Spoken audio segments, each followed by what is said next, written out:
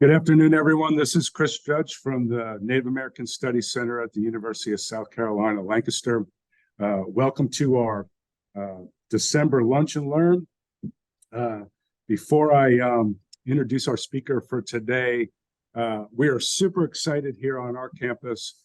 The First Lady of USC, Iro Amaritis, will be our January Lunch and Learn speaker, and she'll be talking about first-generation college students, which is near and dear to her and her husband, the president's heart. And we're really looking forward to that.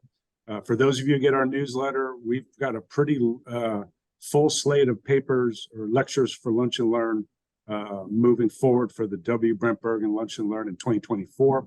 And a lot of exciting topics that we're just super excited to share with you. Today is my pleasure to introduce my friend, Terence Lily Littlewater. I've known her, I think, since the late 80s. We were both interested in live music and crossed paths in Colombia when it had a vibrant music scene. But lately, she's been doing a lot of different things. She was a Woman of Vision in 2020. She's Chief Executive Officer of the South Carolina Indian Affairs Commission. She works with the Council of Chiefs. That's a group of the chiefs in South Carolina. Indigenous Women's Alliance. I Don't Know More South Carolina, Native American Veterans Groups, Spirit of Eagles Project, Restorative Justice, and Two Spirit Society. She's involved in a lot of stuff. She's really a super dynamic woman, and she is here to tell us about a very important topic, a very sad topic on missing and murdered Indigenous women. And so, without further ado, I give you Terence Lily Littlewater.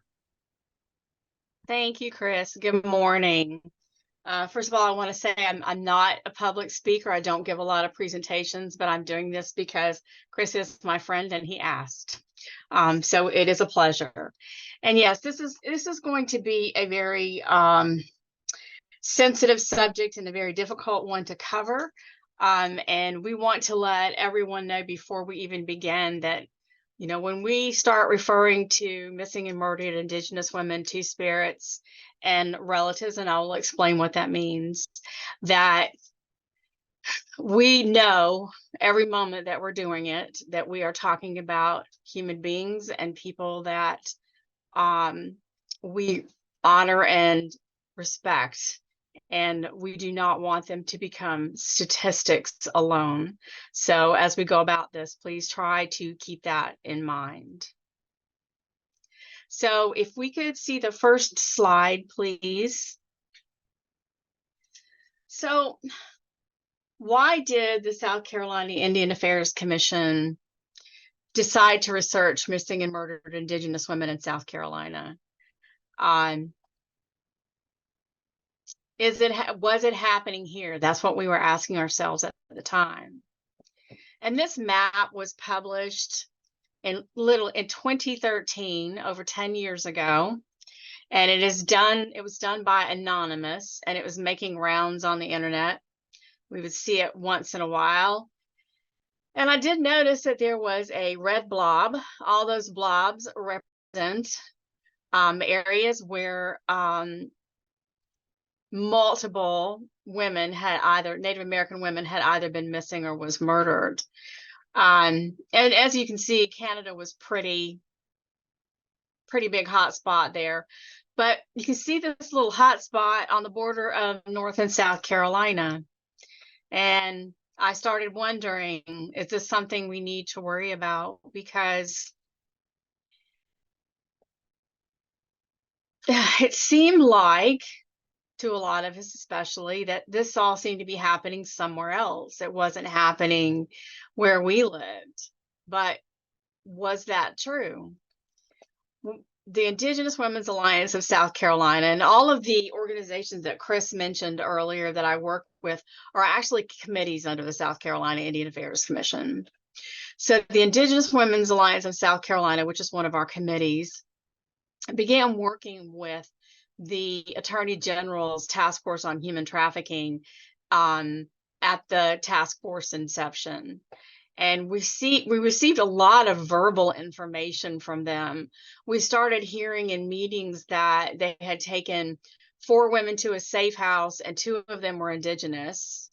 Or in another area of South Carolina, they had taken a dozen women to a safe house, and 5 or 6 of them were Indigenous women. So we kept hearing things that caused us to feel concerned. So let's just look at the next slide, which gives you some information about some general information about violence against Native women in the United States. 84% of American Indian Alaskan Native women experience violence in their lifetime. It is the highest rate in the nation. 56% experience sexual violence. They are murdered at a rate 10 times higher than the national average. 1 in 3 Native American women are sexually assaulted.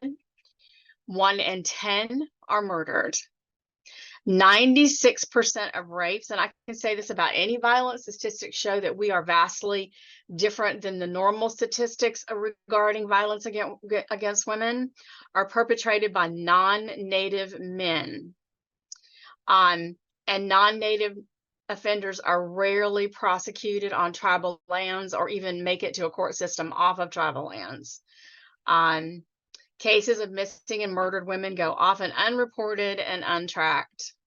And that unreported and untracked part was something that started to concern us when we actually started hearing from women in tribes through the Indigenous Women's Alliance of South Carolina that someone's sister or cousin or mother or aunt all of a sudden was missing, or someone had just disappear. How do people just disappear? And also the difficulties in getting help from law enforcement when these kind of things happened. So at that point, we realized that perhaps we truly did have a very significant problem on our hands. So if you would go to the next slide, please. So we decided to do a couple things. The first thing that we did was we held a summit on missing and murdered Indigenous women, Two-Spirit, and relatives. Missing and murdered Indigenous women, that's obvious what that means. Two-Spirit is our LGBTQ plus folks, and relatives can also mean just really anyone who is Native American, because it does happen especially to young men. So we pulled together a summit, and you can go to the next slide, that included national experts on this, who came and spoke to us and helped us understand a great deal more about the matter. And if you will go to the next slide, one of the young women standing in this group right here, 2 weeks before her sister was missing, 2 days before they had found her murdered, 1 day after she was buried. She made sure that she was there to represent her sister and to make sure that everybody understood that, yes, this is happening here in South Carolina. It was an extremely emotional and difficult day. Next slide, please. We were very, very lucky to have been given a great deal of helpful information, and there we moved forward from there. And you can go to the next slide. So what we did is what we always do. Whenever we've had a problem with data or tracking something that we feel needs to be known, we go to the University of South Carolina College of Social Work, and we ask them to please conduct a survey or a needs assessment for us. We feel comfortable with that because we know that their surveys, the way that they conduct them, are not biased, and the information that we get is solid. So we started working with the College of Social Work and developed a survey that we put out to all the tribes. We did that via the internet and several other ways. And the Indigenous Women's Alliance of South Carolina was absolutely vital in getting this done because they're able to get so much information to Native American families because they are so active in their families and in their tribes. And also we have another committee called our Restorative Justice Committee, they are working extremely hard on this issue, and we'll get to what is being done about it. But first of all, we had to know what the statistics were. So you can go to the next slide, please.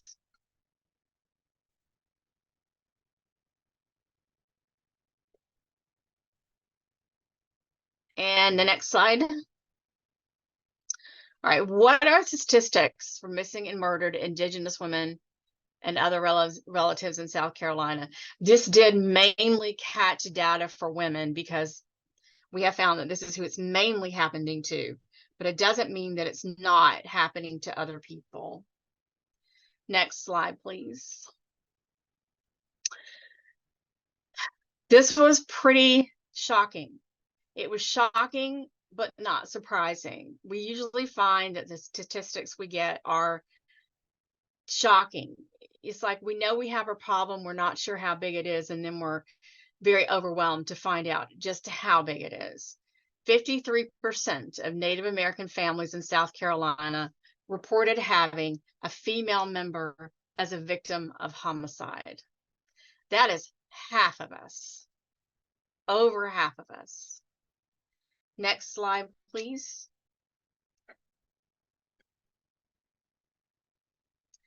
The vast majority of South Carolina missing and murdered Indigenous women, girls, and two-spirit cases occurred in the I-95 corridor in tribal areas. That I-95 corridor is where so many of our tribes are located. There are also quite a few in the upstate area, which coincided with the original map that we saw, with the problem being on the border of South Carolina and North Carolina, which also is where two of our tribes in the upstate are located. Next slide, please. Oh, nope, we didn't want that one yet. I don't think that's supposed to be there, but I'll explain that. Okay. Now that was the next one. Go ahead, I apologize. So now you know that over half of South Carolina Native American families have reported a missing or a murdered Indigenous person in their families, but you don't hear about it in the newspaper. So why do I have this image on here? Because I'm going to start talking about the root of this epidemic, and it's very important to recognize that there are several causes of this epidemic. This particular cause is the hypersexualization of Native American women. This has been going on for centuries.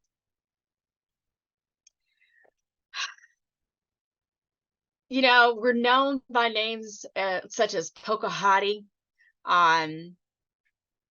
The word squaw is literally a derivative of a word that means a Native woman's genitalia, and that's all we were worth. And so that's what we were called. And that word literally made its way into American slang, and people probably aren't even aware of where that word came from, but we certainly do not use it, and we encourage people not to use it.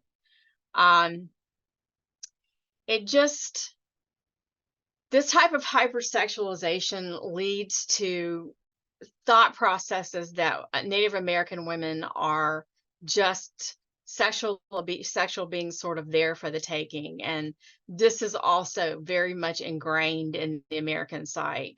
So that is certainly one of the problems. When we are human trafficked, we are usually trafficked for either that reason or for labor, but mostly it is human trafficking into prostitution. And this is where a great deal of our women are disappearing to, and we will talk more about that. So next slide, please. I don't know if any of you have ever seen what's called a man camp in oil and gas fields. If you remember correctly, I mean, if you remember a few years ago, my tribe in particular, and every other tribe pretty much in the United States, and quite a few of our allies were up in North Dakota fighting the Dakota Access Pipeline. Unfortunately, right after the 45th president of the United States came into office, that pipeline was approved. It was not approved prior to that. As a matter of fact, it was completely rejected, but it was approved directly after that. And one of the reasons that we were fighting this wasn't just because it was through an aquifer that was a third of the nation's drinking water. It was because of these man camps that appear in these work areas. Everybody talks about the jobs that the oil and gas industry offers when they're building pipelines. What you don't realize is that this brings a lot of people into communities that are not background checked or anything of that sort. And they are a lot of sometimes very violent, and they can be very undesirable people, and they can be people that have already been in prison for certain crimes and that kind of thing. They don't have trouble getting these kind of jobs because they're temporary. So it must have been 8 days after that was approved, I started getting pictures of literally like 40 feet from the Standing Rock tribes tribal border. 600 trailers had already been set up. I mean, they were ready. They knew that the president was going to approve it, so they were ready. So you've got 600 trailers holding 1,200 individuals right on the border of res lands, and this happens everywhere. But what we find is that the correlation between missing women and murdered women and the existence of these man camps can be extremely significant. There's never been any particular studies on them. Most of the time, they come on tribal land and they can't be prosecuted on tribal land, and we're going to talk about that shortly when we start talking about preventative measures. So this is a problem, and this is one of the things that is one of the main causes actually of the issue of missing and murdered Indigenous women and Two-Spirits and children. So we can go on to the next. I just want to point out that children, especially girls, Native American youth, are 5 times more likely to be trafficked. So human trafficking is a very, very big root cause of this issue. So if you go on to the next slide, please. In 2011, there was something done called the Garden of Truth report. The Minnesota Indian Women's Sexual Assault Coalition and Prostitution Research and Education funded the Garden of Truth report. And I just want to say that the Minnesota Indian Women's Sexual Assault Coalition were the people that we had come down and train us in quite a few areas with this issue, and they were part of our summit. They're doing amazing work, and it's about 6 women that are doing this almost single-handedly. The report focused on the stories of Native women working in prostitution, many of them also survivors of trafficking. We will reference their work often, as it is the foundational understanding for the complexities of this crime against Native women. That study provided the information most law enforcement agencies and nonprofits rely on. The study focused on the 4 sites on the continental United States and Canada, which revealed that up to 40% of sex trafficking survivors were Native American or First Native women. And what we were seeing in the safe houses for survivors of human trafficking in South Carolina pretty much corresponded with that statistic. So we can move on to the next one. So with all that said, we have a saying that we remembered the missing, the murdered, and the disappeared, but we fight for the living. So this is when we decided, what are we going to do about this? Because apparently no one is helping us. The Attorney General's office hands are full. They really do not have time to concentrate in areas where there are smaller communities, which is usually us. They agreed that they would help us with certain things, but we were going to have to do this ourselves.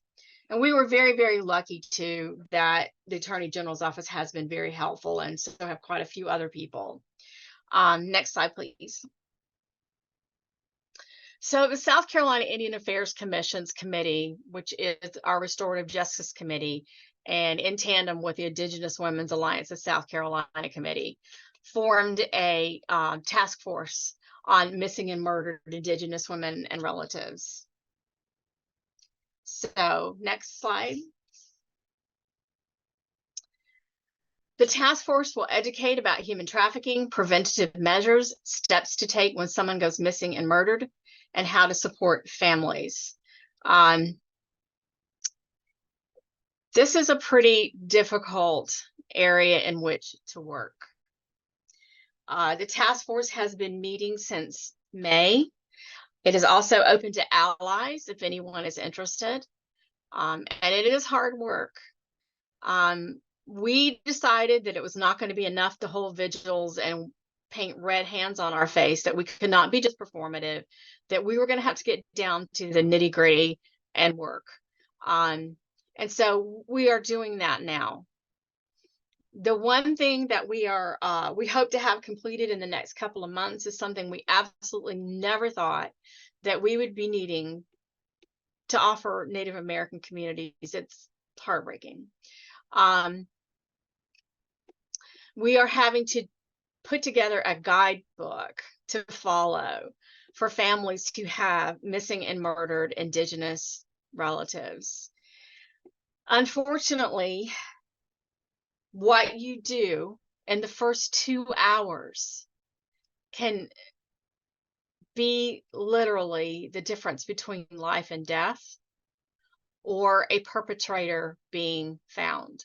There's not a lot of actual time when it comes right down to it. Doesn't mean that it can't happen later, but what you do in the first 2 hours matters. We found that people in our Indigenous community did not understand the legal terms that were thrown at them. They did not understand the medical terms from the coroner.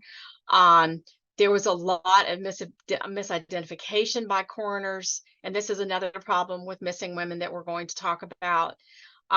So we are actually putting together a guidebook that has all of that information in it, because families are in crisis. No one knows what to do. No family would know what to do when this kind of horror befalls them. So we're trying to give step-by-step information that will be helpful. There are a lot of roadblocks in criminal investigations. There's a lot of things that happen that families don't expect that are devastating. My cousin's daughter was abducted and murdered, and it was not in South Carolina, but because she was so devastated and a single mother, I decided that I would be the person who would take it upon myself to negotiate these things for her. And I cannot even begin to describe what a quagmire it was. And a learning curve when I did not need a learning curve. You're grieving. This is not a time for a learning curve. The main thing that struck me as being so difficult was having to deal with a criminal investigation and the reclamation of her body.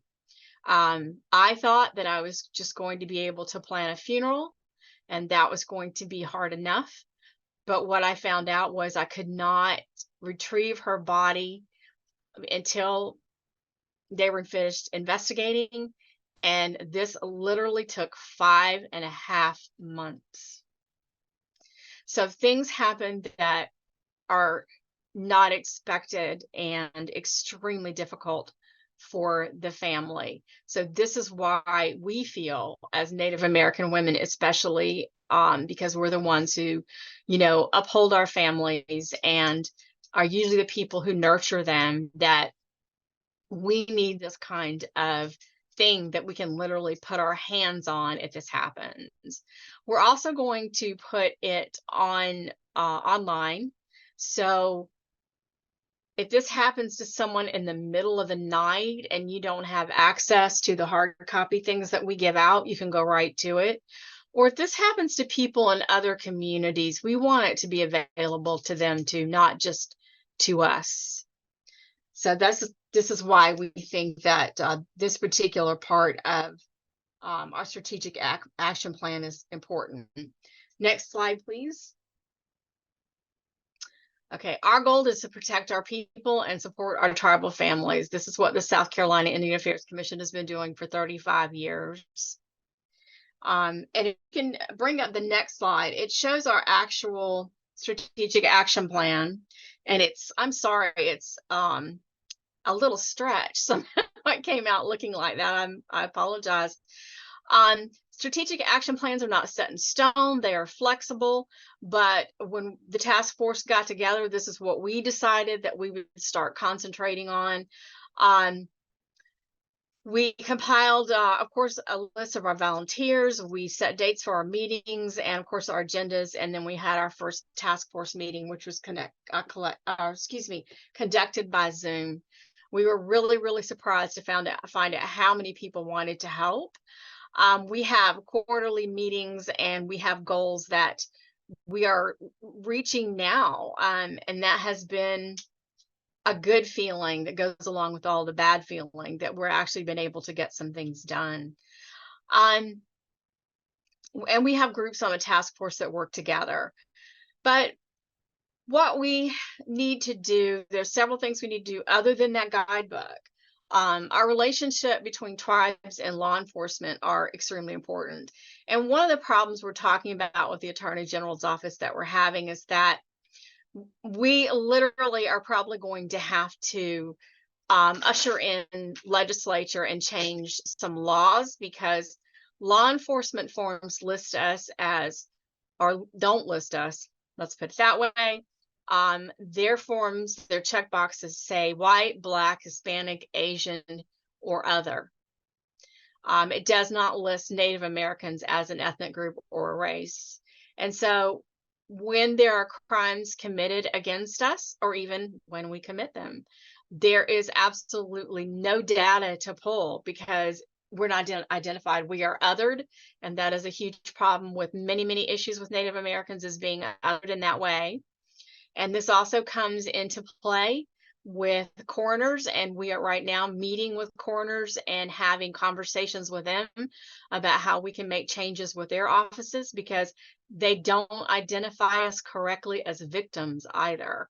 If I were to be abducted and murdered, I would probably be seen as a white person. That would not be recognized. If there were not any documentation with my body, which there usually isn't, no one would know. If I were to have darker skin or black skin, I could also easily be misidentified. So having this paperwork corrected is absolutely vital to this issue. So we are also organizing training that would have to do with the Attorney General's task force. They are going to help us to organize training to create human trafficking awareness and how to recognize human trafficking and that type of thing with all the tribes in the state. And that should start occurring next year. And we have some really, really great people to train us. We are also coming up with a training plan that will include children. so that they can be properly informed of this issue in a way that is not overwhelming or frightening for a child. But they do need to be aware that it exists when you're talking about Native American children being abducted and human trafficked at 5 times the national rate. And this includes not just young girls, but young boys. And just as I said, we're developing a plan for each tribal area for when someone goes missing or is murdered. We're also finding resources for family support in family areas. Who do you go to when you're dealing with this for support? Of course, you want support in your tribe, and we want to build that. But when there's a need for things like lawyers, therapists, other types of professional help, we're trying to look at how we can pull together resources that are going to be right there at their fingertips. And also, that's something else that we want to put online for other communities that this might happen to. So we're going to keep up with the training in the next few years. We don't feel like probably one training will be enough. We also are going to include crisis intervention training. We have found some amazing crisis intervention trainers for tribes, and especially for tribal leaders. That is something that I think that tribal leaders probably would need to have as a skill, because if you have a parent or someone call you and say that my child has been abducted or this is happening to someone in my family, then crisis intervention training will really, really help our tribal leaders to respond in a way that is helpful to the victim. And also to survivors who might be in the community, it is very helpful. So compile and publish a pamphlet of written resources for tribes and families who need support. We've also talked about that. And then we want to educate chief medical examiners regarding misidentifying the race of Native American victims. And we also want to work with we've started working with the Bar Association and that kind of thing. And I'm going to add in here, this is not on this particular strategic action plan. It is on the Indigenous Women's Alliance of South Carolina, their action plan. Missing Native Americans in South Carolina also includes infants. The reason why this happens is because of very, very unscrupulous adoptions agencies in South Carolina. We've had several cases which unfortunately we lost and shouldn't have. They did not apply what is called the Indian Child Welfare Act, that says that Native American children cannot be adopted outside of their tribes without permission of the tribe. It says a lot of other things about how adoption should be handled with Native American children. And in South Carolina, it is almost ignored every single time in adoptions. Again, this goes with misidentification. They look at the color of a child or the features of a child, and if someone doesn't identify this child as Native American, nobody's going to ask. And this has happened many, many times when people have withheld that information because they knew that it would make the adoption more difficult. And these are usually private adoption agencies who are making quite a bit of money from this. And Native American babies are very desirable because, I don't know, they just seem to be. There are a lot of reasons that I would say why they're desirable, but I'm not going to say. But that's a problem in and of itself that we're looking at and trying to work with the Department of Department of Social Services and the Bar Association and things like that, because we also have lawyers that are just not trained when it comes down to these cases. We have ICWA, which is the Indian Child Welfare Act advocates on the Indigenous Women's Alliance in South Carolina, who literally go to court with women to make sure that ICWA is followed in court cases. They are trained by the Indian Child Welfare Act in Washington, D.C. folks.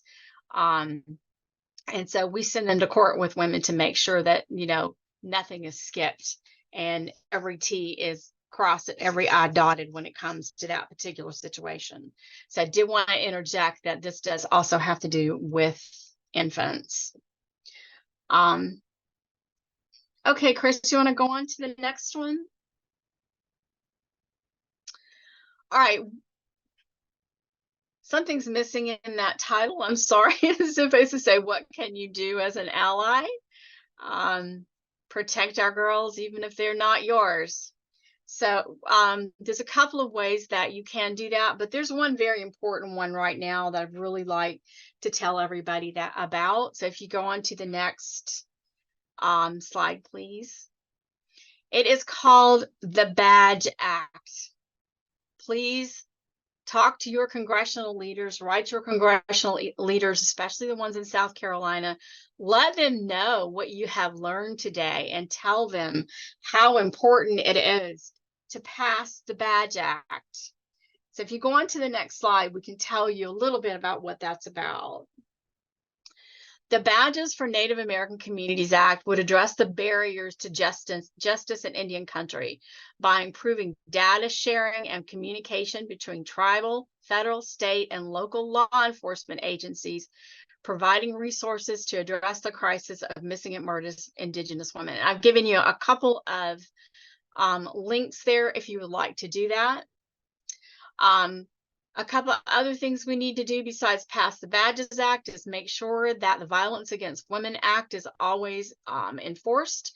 Again, I'm sorry, I'm harping on the 45th President of the United States, but he did not continue the Violence Against Women Act. So what happened was tribes lost all of their power to prosecute and work across tribal lines with local law enforcement when crimes were committed on Indian lands.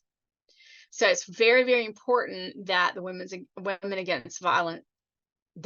Violence Against Women Act stays enforced.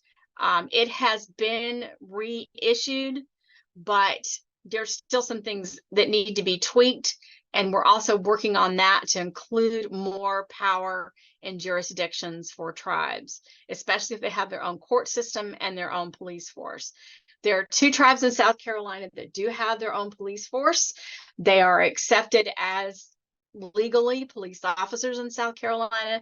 They're very, very well trained, but honestly, they're not that well trained in this issue. So we will also be finding ways to train those particular police officers that operate on tribal lands. And of course, the last slide, please. And this is something that you can participate in as an ally and a non-native. Is on May 5th. We always wear red because that is the National Day of Awareness for Missing and Murdered Indigenous Women and Girls. And you can find out so much more about this particular subject than what I am telling you. There are so many articles. I would make sure that they, for the most part, are written by Native American persons or come from Native American organizations. They are more likely to have more reliable data and talk more realistically about the situation. And we really do need our allies in this situation. We can't fight this by ourselves. We are doing the best we can. Our task force has about a dozen people on it, and they are working constantly. And what they are accomplishing is amazing, but it's very difficult, and it's very, when you're dealing with the subject of murder and sexual assault and abduction and human trafficking on a day-to-day basis, it's really, really hard for everybody on that particular task force. So keep them in mind, send them good vibes, do your own research. And if you'd like to help us, you are more than welcome to contact me and let me know. And I'd be happy to include you on that particular task force. So that is all from me.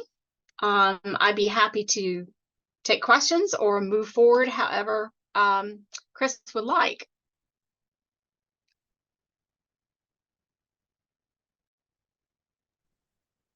Terence, Lily Littlewater, thank you for a profound and powerful end to our Lunch and Learn lecture series for 2023. I thank you for your fortitude, for sharing your personal experiences as well as these experiences of a topic that's not well known. And your fortitude shows.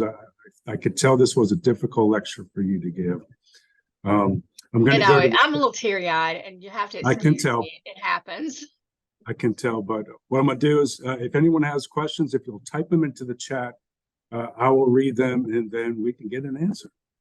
Let's see. There's a few things in here. Let me go to the top here. Okay, so these are some comments. Yes, not only in this conversation, we need to be identified as Native throughout the states. This is an issue. Followed by also some of the issues in South Carolina, homophobia is associated with violence. So that really needs to be addressed. And I know you're doing that because you mentioned Two-Spirit and other kinds of things. How may we contact you? We will put this on our Facebook page, and you can also email me, judge@sc.edu. The next comment, wow, I know that this must have been tough talk for you to talk about. Thank you so much for bringing this disturbing but important topic to us. I knew it was a problem, but I was not aware of the extent. What can we do right here in our backyard to help actively, other than contact our local politicians? Can we volunteer? Can we be an ally to the Native Women's Alliance? Of course you can. Are there workshops, training you can recommend and share with us? So there's your first question. So, the question was, how can you ally with us regarding this particular issue? Was that it? Yes. Okay, I want to make sure I'm getting the question correctly. The best thing to do would be to, of course, contact me. You're welcome to participate with our task force in any way that you can. We divide these duties up into quite a many different areas. So any area where you think maybe you can help, you're welcome to jump in. It does not require constant work. All we ask is, whatever you can do. We are not pushy or particularly, trying to think of the word. I can't. I hate to say we're laid back about it because we're not. This is not a subject you're laid back about, but we're very easygoing as far as letting people work on their own and offering what they can. So there's no huge requirements there, and we'd love to have you. Another thing that you can do is also, like I said, contact your legislators about passing the Badges Act. And as far as allyship goes, I think that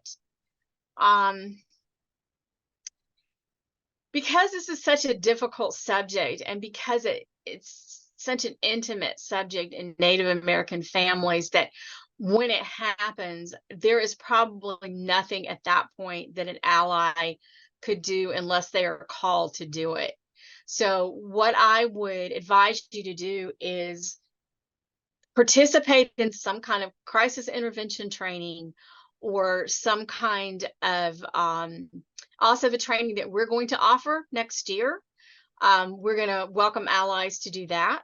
So that will certainly be on our roster, and you're welcome to be involved with that, because when crises actually happen, we're going to need people to trustworthy people who have been trained in culturally aware ways to give us a hand. So anybody that's willing to do that, you're more than welcome to participate with as well. Is there any other questions about how to ally? So might be some things I didn't cover. If there's anything specific you're wondering about. There is a question. There is a couple questions. I put the South Carolina Indian Affairs Commission email in the chat if anybody wants to contact. We have a question from the audience at the Native American Study Center. Is there any way we can help stop human trafficking, specifically on major highways like I-95? Is there any way we can help stop human trafficking specifically? Say that again. Specifically on I-95 and the other major corridors. that is an attorney general problem. Now, the attorney general has a task force on human trafficking that meets in many, many areas that anyone is welcome to join. And I would encourage you to join that particular task force. We have a member of that task force or a person from the Attorney General's office on our task force that works with us, and then liaisons with the big task force. But I would encourage you to join that task force. There's one that meets in Charleston. There's one that meets in Myrtle Beach. There's meetings all along that corridor. And you can contact the Attorney General's office, or you can just literally, look it up online. It's the South Carolina Attorney General's Task Force on Human Trafficking. The meetings are always there. You can join the email list and be notified of meetings and other issues. And those are conducted by Zoom as well, so you don't have to travel. And then there's a main meeting in Columbia I think it's quarterly, that I go to. So being involved in that, honestly, is the best way that you can help with that. That's great. Hey, we got a comment from a friend in Florida. Thank you so much for this amazing presentation and the very hard work you are doing. Hope the task force members will take care of themselves, as I know this work can be traumatizing to them as well as to the families that they work with. And I will comment on that. And first of all, I want to say thank you to everyone's very sincere and kind comments about this. Yes, it is hard work. So what we have offered our task force members, native and non-native, are two things. And that is, we offer free therapy by a trauma therapist, 6 months of free therapy by a trauma therapist. We pay for that. And then we will also be having ceremony each year, which I'm not going to really talk about how we're going to go about doing that, because it's just not something we really do. But it's going to be for natives and non-natives, and it's going to be the Native community is going to come together in support of a task force members, and we'll have a ceremony that'll be a little bit like a cleansing ceremony and a support ceremony. So hopefully this is going to help a little bit, but we wanted to make sure that we had immediate support ready to go by qualified trauma therapists when we started this, because a lot of people on this task force are people who have had family members abducted, sexually assaulted, and murdered, or all three. So we want to make sure that they get as much support as possible. Rock on. Okay, next, has there been any response or support from international human rights organizations? Thank you for sharing your knowledge, experience, and commitment. There hasn't been directly to our task force, but on this subject, yes, it is becoming a human rights issue. It has been taken, I know, to the UN Human Rights Committee and quite a few other larger human rights organizations. It is becoming part of climate change summits, national climate change summits like the G8 and that kind of thing, because of just what I talked about the oil and gas industry, the draw of temporary employees that this issue is associated with. So it's getting that kind of attention, but I will say nothing strong enough and not much potential growth in that area. That's why I said we're having to do this ourselves. We realized we're going to have to do this ourselves. Terence, Lily Littlewater, thank you so much for coming and sharing this with us. Let us know what we can do. Keep us posted. We will post on our social media the links to some of these questions that you all been asking about and how to get in touch with the program. And happy holidays to everyone. And we'll see you in January for USC's First Lady. Thank you so much. Thank you for having me.